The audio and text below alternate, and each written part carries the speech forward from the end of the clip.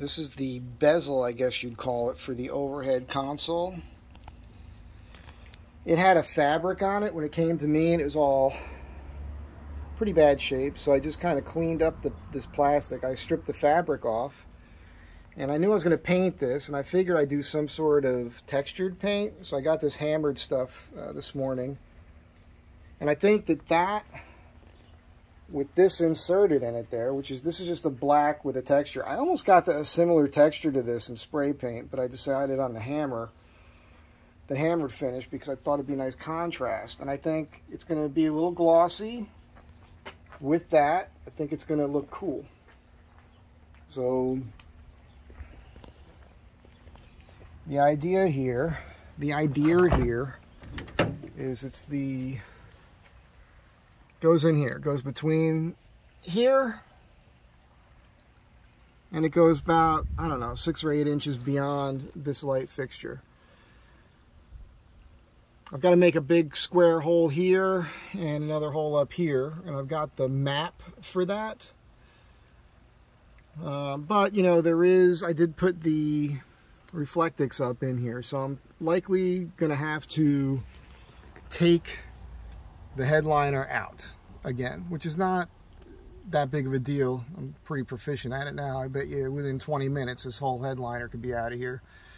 And I'll probably have to take down the Reflectix up in this area to access the steel ribs so I could put in the factory parts to enable me to put this overhead console in there. I've already got the thermostat running up front. I can't remember if I plugged in the right thing underneath here. I got to look that up. There's supposed to be a plug under here that gets plugged in, and then everything in the console should work. So that's what's happening. I was supposed to be doing a job, like this big job, and that got pushed. Might not do it at all. So we'll see what happens with that. I went and looked at something else the other day, and it's a repeat client. Bunch of stuff at the house they want done. It's a tough thing for me. Some of it falls into the realm of handy guy stuff, and it's hard for me because, you know, my rate is what it is, and so I always feel weird about charging out to do handy guy stuff, but it's hard for people to even find handy guys out here. So I don't know. There's some woodworking and carpentry projects involved too, so we'll see how that goes. On the Astro van thing, I saw a post this morning. This guy posted a picture and like a 9-second video. God, somebody used 2x4s as a lift kit and didn't bolt it to the frame because the frame was rotted out. And he's kind of being cool. He's like, he doesn't know if you should bitch about it or not. Look, man, people, whether it's an Astro van or not, you're buying a used vehicle. If you don't...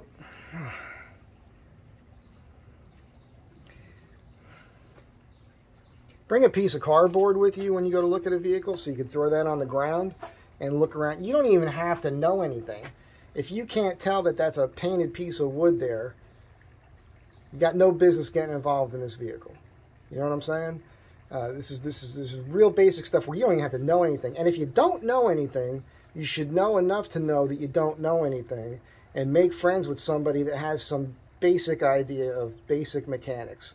You know, somebody who's replaced a part under the hood of their vehicle. Buy them lunch. Offer to buy them lunch or something so they can go with you and look at a vehicle for you. You know, they can still pick a lemon, right? You know, you got to check your fluids and make sure that stuff's clean, there's no leaking, and all the stuff I've gone through before in other Astro van advice videos. But that's your fault, man. That's your fault. You bought that vehicle, it was all fouled up. You just shouldn't have done it. And so this thing in particular with the Astro vans, it's people are getting really anxious and excited, like, I gotta have this thing, I think it's cool. And is that my fault? I hope it's not. I hope I'm not the one egging you on to just go out and get one. You should, because they're cool. Keep mentioning they're cool. But don't be a sucker, man. Always remember, never be a sucker. In the immortal words of James Cagney. You know, you've got nobody else to blame but yourself in that particular situation.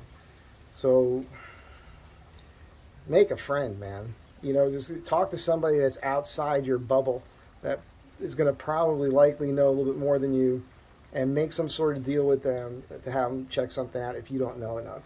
Just, you know, I think the guy dropped $4 grand on the van. He had to spend like another $2,800 or something on a transmission repair. Oh my God. And then he finds out that, you know, the shop tells him that, you see it in the video, he jacks it up and the body separates from the frame and there's a block of wood in there. I mean, come on. I wanted to laugh on the thing, but I don't want to make the guy feel bad. I don't mean to make you feel bad now if you're watching, but some mistakes are more expensive than others, you know. Some lessons, rather, are more expensive than others. Don't be too upset. It's a lesson. I don't know how bad off that vehicle is. Beyond that, I didn't really delve too much into it, but wow, man. Wow. What are you doing? So, good luck to the rest of you. Think it out. Don't be super anxious. They say other people are coming to look and they want to buy it. Maybe you should call their bluff on that and let them go with it. I don't know what to tell you, but other than what I am telling you, which is, if you don't know enough, find somebody who does before you drop the coin. And but good luck to you. Be good to one another. Have a great day, and stay tuned.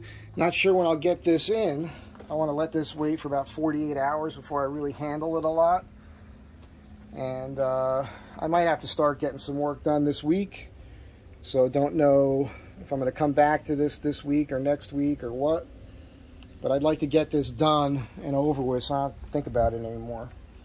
That's just kind of how I am. So again, I'll see you next time.